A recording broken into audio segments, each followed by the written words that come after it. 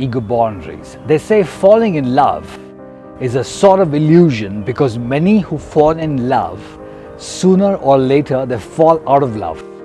And when falling out of love can be such a shattering experience that people almost start believing that they didn't fall in love at the first place.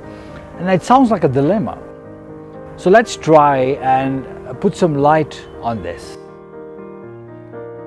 Love is a very complex, yet the most powerful force within us that transcends space and time, a feeling so powerful which transcends every logic, and it's purely a transcendental experience. So let's look into how love crosses ego boundaries. We are all very much aware of our ego, which we have and which is in control of our life. We are aware of that. Now, because we are very territorial beings, we have our own space and we very seldom allow someone to actually walk in to that space. And the experience of love is essentially the collapsing of those ego boundaries. At some points of our life, love happens and that someone, that person, has total access to the most sacred space within, which implies the limits have been broken, which we also call the ego boundary. That's why love is so powerful. We then extend our limit through love, and let's say we extend our sense of self through another. And that person who becomes beloved to us, whose spiritual growth we wish to nurture, right? For us to do this, we should be willing to step outside of ourselves and commit to the person beyond ourselves, which essentially means crossing the boundaries of the ego or the self.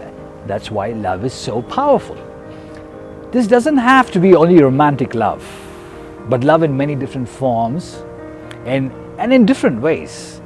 And psychologist calls this process cataxis, which means we catact an object or a person outside of ourselves, and also that person represents something in our life larger than the me, bigger than the me. In the course of extending our love beyond ourselves, it becomes a process of expanding our sense of self. Our world becomes bigger, our ego boundaries starts becoming smaller and smaller. In this way, the more we love, we experience the unity, or what in yoga is called the feeling of oneness with the world. The more we experience the same ecstasy with one person and go deep into that beautiful phenomena to the deepest end, something beautiful happens, and that we existentially have merged with the entire world.